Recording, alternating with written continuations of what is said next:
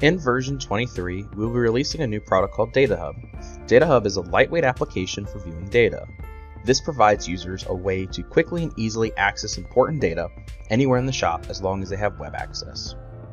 Data Hub, being a view-only application, will show a lot of the different pieces of information that you would be able to find through Sigma MRP, SigmaNEST, and SigmaQuote.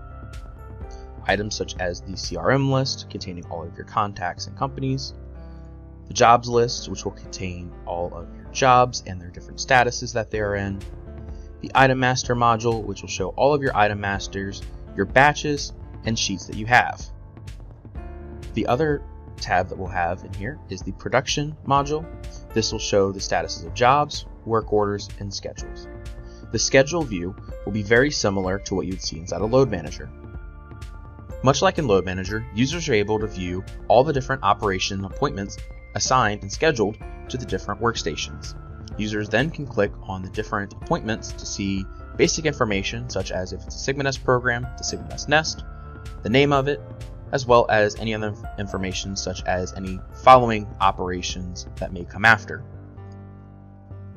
Inside of Data Hub, users are also able to view any deliveries, invoices, and purchase orders.